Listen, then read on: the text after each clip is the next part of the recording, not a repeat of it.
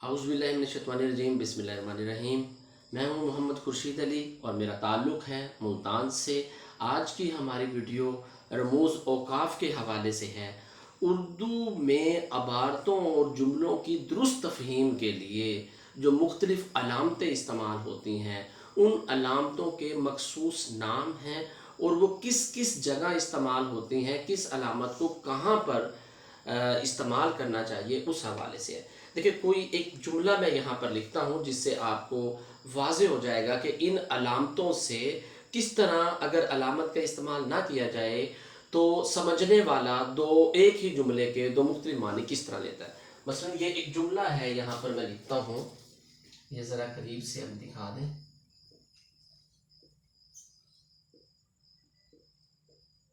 चोर को पकड़ो मत जाने दो। ये दोबारा मैं इसी जुमले को लिख रहा हूँ ताकि आपको पता लग सके कि इन से क्या फ़ायदा होता है। देखिए, ये दोनों लाइनें एक ही तरह लिखी हुई हैं, चोर को पकड़ो मत जाने दो, चोर को पकड़ो मत जाने दो। मतलब दोनों लाइनें एक ही तरह लिखी हुई हैं, लेकिन अब अलामत के इस्तेमाल से आप तफ़हीम किस तरह करेंगे। देखिए, पहले जुमले में मैं चोर को पकड़ो, यहाँ पर एक अलामत लगाता हूँ जिसको सक्ता कहते हैं, या उल्टा कॉमा की शक्ल में आपको नजर आ रहा होगा। चोर को पकड़ो मत जाने दो, चोर को पकड़ो मत जाने दो। अब इस जुमले से जो एक तासुर जा रहा है वो ये कि हमने चोर को पकड़ना है, उसे जाने नहीं देना। इस अलामत में हम थोड़ा सा रुके हैं, इस अलामत को सक्ता कहते हैं। अगर इसी सक्ते को मैं अगर चोर को पकड़ो मत जाने दो, सिर्फ अलामत चेंज हुई है, तो देखें चोर को पकड़ो मत, अब इसमें तासुर देखें, चोर को पकड़ो मत जाने दो, इसमें हमने मामूली सा रुकना है। इस सक्ते का मतलब होता है हल्का सा ठहराव हमने करना है। तो एक अलामत की वजह से एक ही तरह के लिखे हुए जो अल्फाज हैं उनकी तफहीम में फ़र्क आ गया। तो जो उर्दू अदब में इस्तेमाल होती हैं अलामतें, उर्दू अदब में जो अलामतें इस्तेमाल होती हैं तो वो जुमलों की दुरुस्त तफहीम के लिए इस्तेमाल होती हैं। तो मैं अब इसको दिखाता हूँ आपको कि इसकी जो हेडिंग है रमूज़ औक़ाफ़, जिसको अंग्रेज़ी में पंक्चुएशन भी कहते हैं, और इसका मतलब क्या होता है कि रुकने की अलामतें या ठहरने के अशारात। अब रमूज़ रम्स की जमा है और रम्स के माने हैं इशारा, अलामत। इसी तरह जो ये लफ्ज़ है औक़ाफ़, ये वक्फ की जगह है जिसके मानी है ठहरना। यू रमूज़ औक़ाफ़ जो अंग्रेज़ी में पंक्चुएशन कहलाते हैं, इसका मतलब है मुख्तलिफ इशारे और ठहराव कि किस जगह पर ठहरना होता है। अब रुकने की अलामतें या ठहरने के इशारे इनको कह सकते हैं। अब ये इस्तेमाल किस लिए होते हैं, इनका फ़ायदा क्या है कि ये इसकी हल्का सा मैंने इसके पॉइंट आउट किया कि कलाम की वजाहत, मानवियत और दुरुस्त तफ़हीम के लिए तहरीर में लाई जाने वाली अलामतें, इशारे जो एक जुमले को दूसरे से अलग करें, वो जो अलामतें होंगी उनको हम कहेंगे रमूज़ औक़ाफ़। और वो कौन सी जो ज़्यादातर अमूमन इस्तेमाल होने वाली अलामतें हैं, ये ज़रा यहाँ पे देखिएगा, मैं नज़दीक से दिखा देता हूँ। पहली जो अलामत है जो अमूमन इस्तेमाल होती है उसको हम सक्ता कहते हैं। ये सक्ता, और सक्ते के लिए जो अंग्रेज़ी में लफ्ज़ है वो कॉमा है।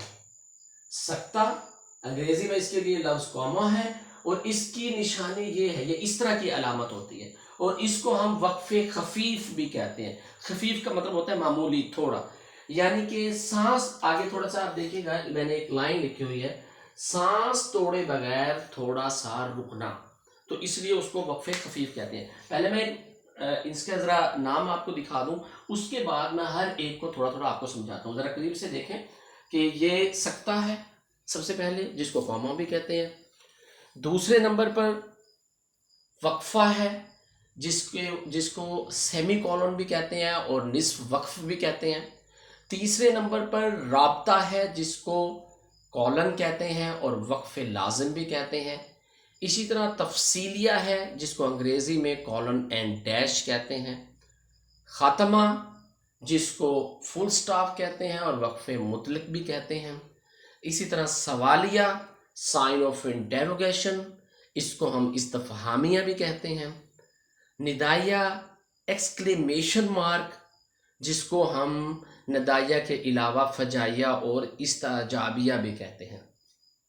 वावेन, इन्वर्टेड कामास, जिसकी जो अलामत भी आपको सामने नज़र आ रही होगी। कोसैन, जिसको ब्रैकेट्स कहा जाता है और खतूते वहदानी भी बोलते हैं इसको। इसी तरह ख़त, जिसको डैश कहते हैं, ख़त फाजिल, स्लैश कहते हैं। हज़फ, जो डॉटेड फॉर्म में लिखी जाती है, इसे ख़त ज़ंजीर भी कहते हैं। इसी तरह मिसरा, शेर और तखल्लुस की भी अलामतें होती हैं। अब मैं एक एक का थोड़ा सा आपको ज़रा वजाहत से बता दूं कि किस को हमने कहाँ पर इस्तेमाल करना है। तरतीब से चलते हैं। सबसे पहले सक्ता, जिसको हम कॉमा भी कहते हैं, जिसकी अलामत ये है वक्फ़े खफीफ के लिए इस्तेमाल। इसको वक्फ़े खफीफ भी कहते हैं। खफीफ का मतलब क्योंकि छोटा होता है। सांस तोड़े बगैर थोड़ा सा रुकना, सांस तोड़े बगैर थोड़ा सा रुकना, तो उसे हम कहेंगे सक्ता। अक्सर आपने दरखास्त में देखा होगा, जब कभी आप दरखास्त लिखते हैं बाखिदमत जनाब प्रिंसिपल, उसके बाद आप ये सक्ते की अलामत लगाते हैं, ठीक है। गवर्नमेंट डिग्री कॉलेज, ये फिर आप लगाते हैं, और जिला फिर आप अलिफ बे जीम या इस तरीके से लिखते हैं। इसी तरीके से जब हम लिखते हैं नवीद, अहमद, शहजाद और अली मेरे दोस्त हैं, तो ये जो छोटी छोटी चीज़ों को, जुमलों को अलग करने के लिए इस्तेमाल होता है, उसको हम सक्ता कहेंगे। तो ये अलामत जिसको हम सक्ता कहते हैं, ये सांस तोड़े बगैर थोड़ा सा रुकना, सबसे मामूली जो रुकना होता है, उसके लिए हम सक्ते का ये जो है, ये वाली अलामत जो है इस्तेमाल करते हैं। दूसरे नंबर पर है वक्फा, जिसको हमने अंग्रेजी में सेमी कॉलन, उसको निस्फ वक्फ भी कहते हैं। इस सक्ते से जो ज्यादा ठहराव होता है, सक्ते से ज्यादा ठहराव के लिए तवील जुमलों के अज्जा के दरमियान ये जो है अलामत इस्तेमाल होती है। जैसे तवील जुमला इस तरह हो सकता है, लाहौर पाकिस्तान का, इसको ये लगा दें, टोक्यो जापान का, और कराची पाकिस्तान का अहम शहर है। तो ये जिसको हम उल्टा कॉमा या सक्ते के नीचे एक ये वाली अलामत लगाकर बड़े जुमले के लिए सक्ते से जहां हमें ज्यादा ठहरना हो या जुमला तवील हो, तो वहां पर हम ये वाली अलामत इस्तेमाल करते हैं, और इस अलामत का नाम है वक्फा या अंग्रेजी में सेमी कॉलन। और इस उसमें सिर्फ उल्टा काम है, इसमें उल्टे कामे के नीचे एक डॉट टाइप लगा देते हैं, तो ये सेमी कॉलन है। तीसरा है राब्ता, जिसको हम कॉलन कहते हैं, इसको वक्फे लाजिम भी कहते हैं। ये इसकी अलामत है, यानी कि दो नुक्ते लगे हुए होते हैं। अब दो नुक्ते ये क्या होता है, ये कहां पे हमने इस्तेमाल करने होते हैं, ये आगे आप देखिएगा कि वक्फे से ज्यादा ठहराव, जहां हमने वक्फे से ज्यादा ठहरना है, सक्ते में सबसे कम और मामूली बिल्कुल हल्का सा ठहरा जाता है, वक्फे में सक्ते से ज्यादा ठहराव होता है, और जबकि राब्ता जो है उसमें वक्फे से भी ज्यादा ठहराव होता है और साबका जुमले की वजाहत होती है। मसलन कायदे आजम ने फरमाया, तो यहां पे हम राब्ता लगाएंगे, ये राब्ते की अलामत है, क्योंकि ये साबका जुमले की वजाहत करेगा। कायदे आजम ने क्या फरमाया, ये जुमला है, इसकी वजाहत करेगा। काम, काम और सिर्फ काम। तो ये जो राब्ते की अलामत लगाई है, इसने साबका जुमले की वजाहत की है। तो वक्फे से जहां हमने ज्यादा ठहरना होगा, वहां ये दो नुक्ते, या जिसको हम राब्ता कहते हैं और वक्फे लाजिम भी कहते हैं, ये अलामत वहां पर इस्तेमाल होगी। जबकि तफसीलिया, जिसको हम ये देखें, ये कॉलन था, तो ये दो नुक्ते कॉलन आ गए, कॉलन एंड डैश, ये जो अलामत लगी हुई है इसके साथ डैश की, कॉलन एंड डैश, यानी कि ये कॉलन की अलामत اور اس کے ساتھ ڈیش، تو یہ انگریزی میں کالن اینڈ ڈیش، اور اردو میں اس کو کہتے ہیں تفصیلیہ۔ اچھا یہ دیکھیں اس لفظ میں ہی اس کی وضاحت موجود ہے کہ ایسے جملے جن میں ہم نے کوئی تفصیل بیان کرنی ہے، تو تفصیل بیان کرنے کے لیے تفصیلیہ جو ہے علامت استعمال کی جاتی ہے۔ اس میں عام طور پر تفصیل بیان کی جائے گی، حسب ذیل اور مدرجہ ذیل کے الفاظ استعمال کیے جاتے ہیں۔ مثلا قائد اعظم کے 1929 میں پیش کیے گئے 14 نکات حسب ذیل ہیں۔ یہاں پر حسب ذیل ہیں یا مدرجہ ذیل ہیں، اس کے بعد پھر نیچے ہم 1 2 3 4 5 جو بھی اس کے 14 نکات ہیں وہ ہم بیان کریں گے۔ تو کسی بھی جملے کی تفصیل کے لیے جو علامت استعمال ہوتی ہے اس کو ہم اردو میں تفصیلیہ کہتے ہیں۔ اور تفصیلیہ کے بعد یہ ایک کامن فل سٹاپ جسے ہم کہتے ہیں خاتمہ، ختم سے ہے، ختمہ جہاں پر جملہ ختم ہو جاتا ہے اس میں انگریزی میں ہم اس کے لیے فل سٹاپ لگاتے ہیں، وقف مطلق بھی اسے کہتے ہیں، اور ظاہر ہے یہ جملے کے اختتام پر مکمل ٹھہراؤ کے لیے لگایا جاتا ہے۔ مثلا انگریزی میں جب ہم لکھتے ہیں ہی از اے بوائے، وہ ایک لڑکا ہے، تو آخر میں ہم یہ فل سٹاپ لگاتے ہیں، جبکہ اسی کو جب ہم اردو میں لکھیں گے تو وہ ہم اس طرح لکھیں گے وہ ایک لڑکا ہے، اور آخر میں یہ علامت لگائیں گے۔ یہ ڈاٹ کی بجائے انگریزی میں جیسے ہم ڈاٹ لگاتے ہیں تو اردو میں یہ تھوڑا سا ذرا علامت بڑی کر لی جاتی ہے اور یہ جملے کے اختتام پر لگائی جاتی ہے۔ اس کے علاوہ یہ مخففات جو ہوتے ہیں، مخففات، مخفف کی جمع ہے مخففات، ایبریویشن جسے بولتے ہیں، جیسے ہم انگریزی میں جب ہم لکھتے ہیں MBBS، تو اس کے درمیان جو ہے یہ علامت جو لگائی جا رہی ہے، یہ جو ڈاٹ لگائے جا رہے ہیں، یہ اصل میں ختمہ یا فل سٹاپ کے طور پر استعمال ہوتے ہیں۔ جبکہ اگر ہم اسی کو اردو میں لکھ لیں تو MBBS،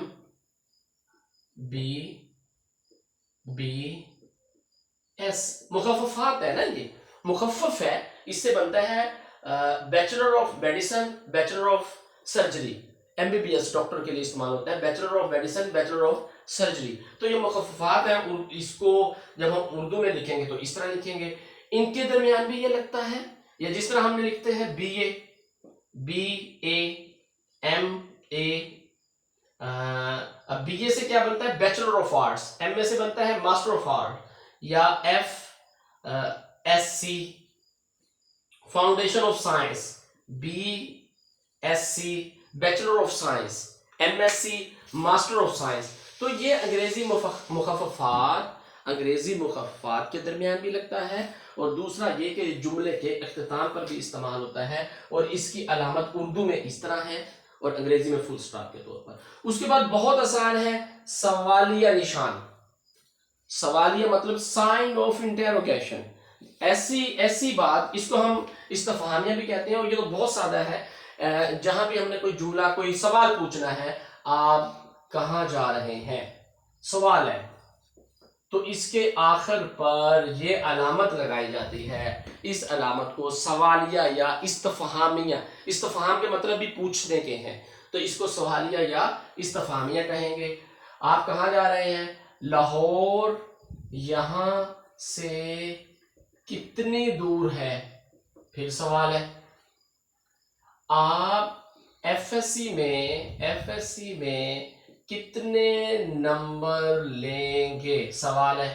تو جہاں پہ بھی سوال ہوگا اس کے آخر میں جو علامت لگائی جائے گی اس کو اردو میں ہم سوالیہ علامت اور انگریزی میں سائن آف انٹروگیشن کہتے ہیں۔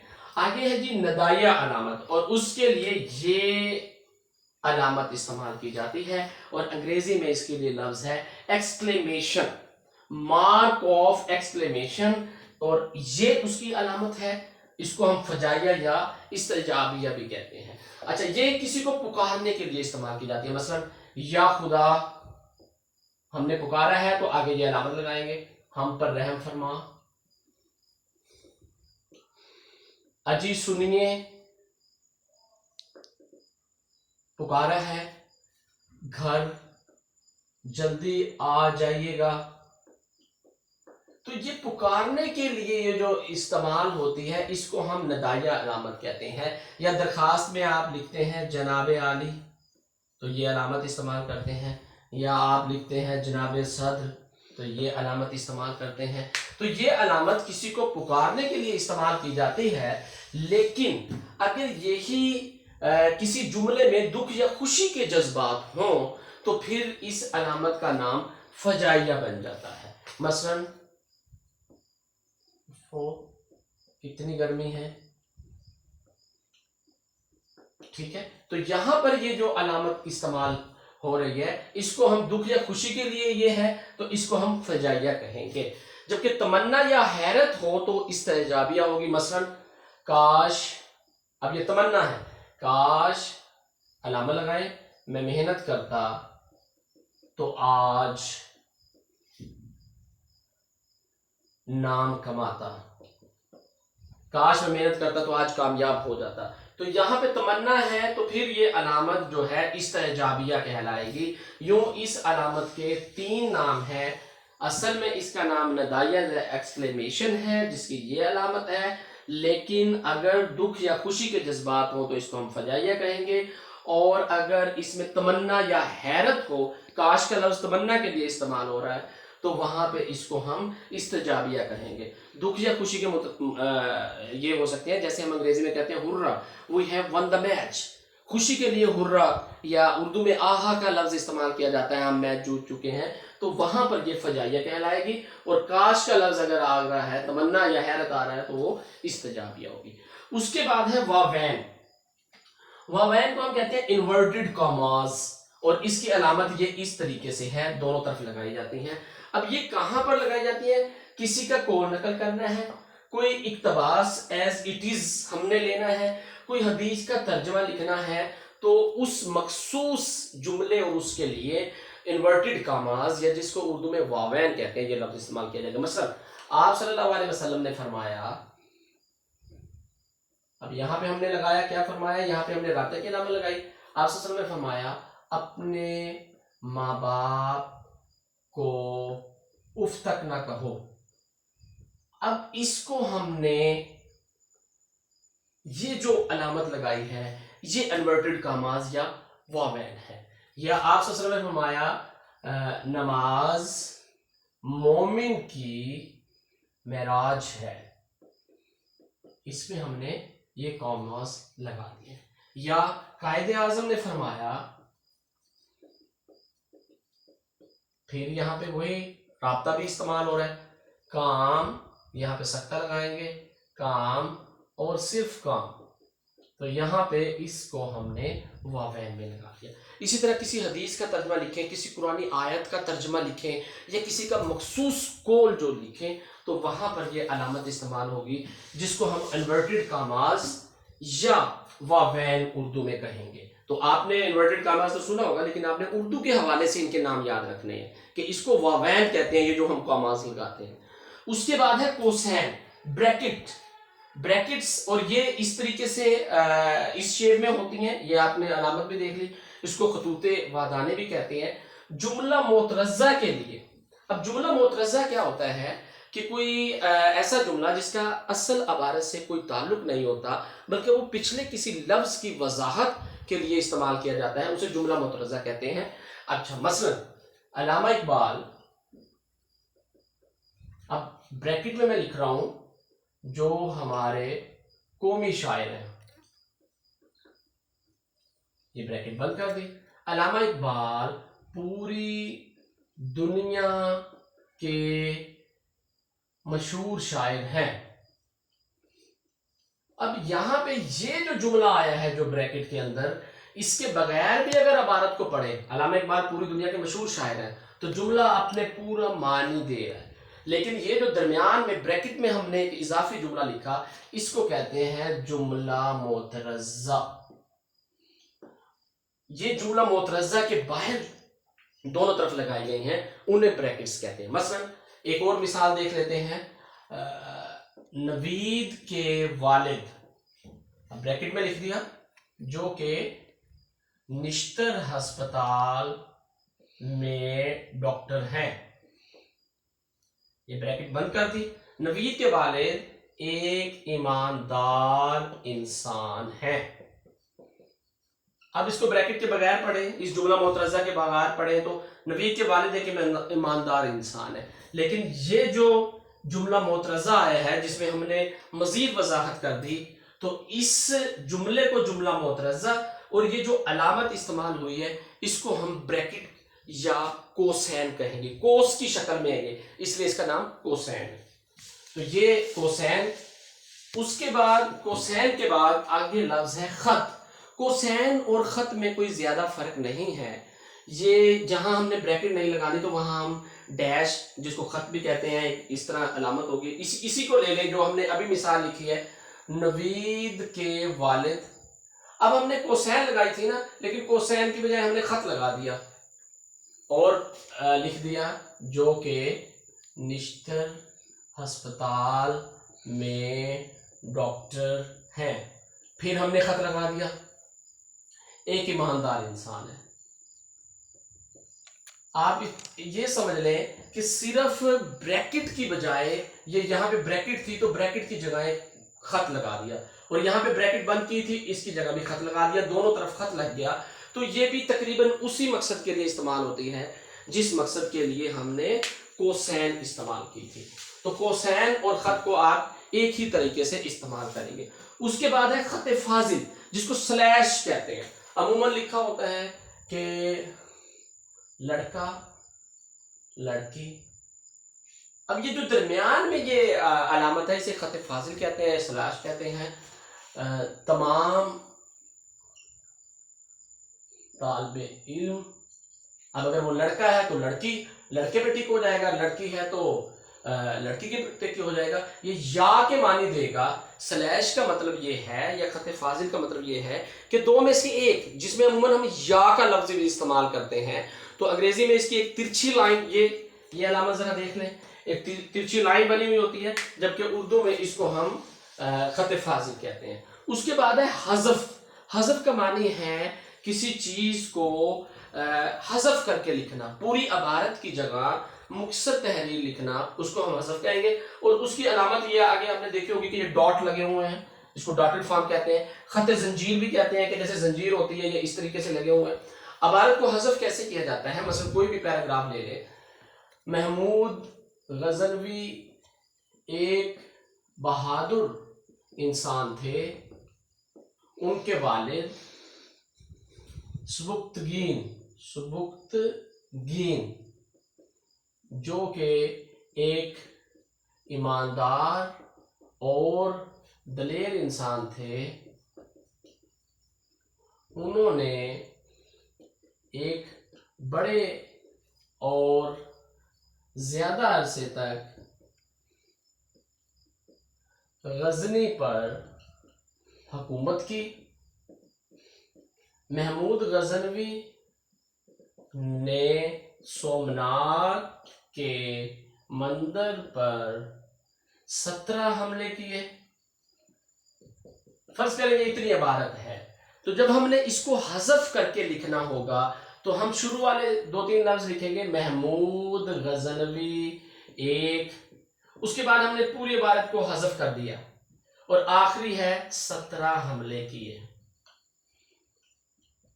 تو یہ جو علامت ہے یہ حذف, پوری اس عبارت کو ہم نے کیا, تو یہ اس طریقے سے جو لکھنا ہوتا ہے اس کو کہتے ہیں حذف کرنا, درمیان سے ہٹا دینا. عموماً جب آپ لوگ پیراگراف کی تشریح کرتے ہیں فرسٹ ایئر سیکنڈ ایئر میں بچے, تو وہ پورا ایک عبارت دی ہوئی ہوتی ہے اور اس عبارت کی تشریح لکھنی ہوتی ہے. تو وہ آپ الف جز کی لکھیں گے تو الف لکھ کر آگے اس جز کو آپ ڈاٹڈ فارم میں لکھ دیتے ہیں, حذف کی صورت میں لکھ دیتے ہیں, آگے پھر آپ جو بھی اس کا حوالہ متن سے آپ اس باقی چیزیں کرتے ہیں, اس طرح کرنا ہوتا ہے. تو یہ علامت اس مقصد کے لیے استعمال کی جاتی ہے. اس کے علاوہ 2-3 مزید نیچے میں نے علامتیں لکھی ہیں, مثلا مصرع, شعر یا تخلص. مصرع کیونکہ شعر کی ایک لائن ہوتی ہے, تو کہ محمد سے وفا تو نے تو ہم تیرے ہیں. اب یہ علامہ اقبال کی نظم جواب شکوہ کا آخری شعر ہے کہ محمد سے وفا تو نے تو ہم تیرے ہیں، یہ جہاں چیز ہے کیا لوح و قلم تیرے ہیں۔ لیکن آپ کوئی مضمون لکھ رہے ہیں، کوئی عبارت ہے اس کی تشریح کر رہے ہیں، کسی اور چیز میں آپ نے جب یہ جملہ استعمال، یہ مصرع استعمال کرنا ہے تو اس مصرے کو آپ الگ سے لکھیں گے، الگ لائن پر لکھیں کہ محمد سے وفا تو نے تو ہم تیرے ہیں، اور اس کے پیچھے یہ آئین لگائیں۔ اس کا مطلب یہ ہوتا ہے کہ یہ مصرع ہے، یہ کوئی نثر کی وہ بات نہیں ہے بلکہ کسی شعر کا مصرع ہے، تو آئین کی جو علامت ہے وہ مصرع کے لیے استعمال ہوتی ہے۔ جبکہ اگر پورا شعر ہو کہ محمد سے وفا تو نے تو ہم تیرے ہیں، یہ جہاں چیز ہے کیا لوح و قلم تیرے ہیں، تو پورے شعر کے لیے پھر ہم پیچھے یہ علامت استعمال کرتے ہیں۔ اور یہ کس کا شعر ہے؟ اقبال کا۔ اقبال کے اوپر آپ نے دیکھا ہوگا کہ اس طرح کی جو علامت ہوتی ہے، یہ جو علامت ہے یہ تخلص کی علامت ہے۔ مثلا غالب کے اوپر آپ کو اگر ملتی ہے تو یہ غالب تخلص حالی، یہ علامت اوپر لگی ہوئی ہوتی ہے۔ جن ناموں کے اوپر یہ علامت ہوتی ہے وہ تخلص ہوتے ہیں کسی نہ کسی شاعر کے، تو یہ علامت اس کو تخلص کے طور پر بھی استعمال کر سکتے ہیں۔ یہ عموماً استعمال ہونے والی اردو ادب میں یہ جو علامتیں ہیں زیادہ تر یہی استعمال ہوتی ہیں۔ اس کے علاوہ بھی کچھ علامتیں اور ہیں، لیکن اگر آپ بنیادی طور پر ان علامتوں کو سیکھ لیں تو آپ جملے کی جو کاری ہے اس کو ایک تفہیم جو ہے وہ آسانی سے ہو جائے گی، اور گفتگو میں بھی بات کرتے ہوئے بھی جو جملوں کا اتار چڑھاؤ ہے، کہیں رکنا ہے، کہیں تیز بولنا ہے، کس جملے کے بعد کتنا رکنا چاہیے، یہ علامتیں آپ کی گفتگو کو بھی مؤثر بناتی ہیں۔ اور اسی طریقے سے جب آپ تحریر کرتے ہیں کوئی چیز تو اس تحریر میں بھی یہ علامتیں استعمال ہوتی ہیں۔ تو ان علامتوں کا استعمال بنیادی طور پر ایف ایس سی میں تو یہ باقاعدہ ایک 5 نمبر کا سوال بھی ہے جس میں ان علامتوں کے بارے میں پوچھا جاتا ہے، لیکن اگر آپ اس کے علاوہ بھی ان علامتوں کو یاد رکھیں تو آپ کا جو اردو کے حوالے سے کہیں بھی کچھ بھی آپ تحریر کرتے ہیں تو وہ ایک اچھا اور مؤثر طریقہ ہوگا۔ اس کے علاوہ ورنہ جملوں کی وہ جو تفہیم ہے وہ قاری کو صحیح نہیں ہو سکے گی، اور وہ اس کا مطلب اپنی مرضی سے بھی نکال سکتا ہے، جیسے آپ نے بولا یا جیسے آپ نے لکھا بغیر اگر علامت کے، تو وہ معنی، وہ جملہ، وہ کسی بھی طریقے سے اس کو سوچا یا سمجھا جا سکتا ہے۔ تو امید کرتا ہوں کہ آج کی یہ ویڈیو جس میں آپ کم از کم بنیادی جو ہماری رموز، اوقاف ہیں، پنکچویشن ہیں، ان کو آپ سیکھ گئے ہوں گے۔ انگریزی کے لفظ میں نے ساتھ اس لیے لکھ دیے ہیں کیونکہ جیسے عام طور پر بچوں کو کامے کا پتہ ہوتا ہے، سیمی کولن کا پتہ ہوتا ہے، لیکن یہی علامتیں جب اردو میں آتی ہیں تو ان کو بالکل اس کے بارے میں معلوم نہیں ہوتا، تو اس لیے یہ بھی تفہیم کے لیے ساتھ انگریزی کے لفظ لکھے ہیں، اور پھر آپ یہ پہچان کریں ان علامتوں کی کہ کون سی علامت کون سی ہے۔ جب آپ کو ایک بار پہچان ہو جائے گی اور آپ اپنی تحریر میں اس کو لکھنا بھی، استعمال کرنا بھی شروع کر دیں گے تو انشاءاللہ اس کا بہت فائدہ ہوگا۔ امید کرتا ہوں کہ آپ کو ویڈیو پسند آئی ہوگی۔ انشاءاللہ بہت جلد اگلی ویڈیو کے ساتھ ملتے ہیں، دعاؤں میں یاد رکھیے گا۔ اللہ حافظ۔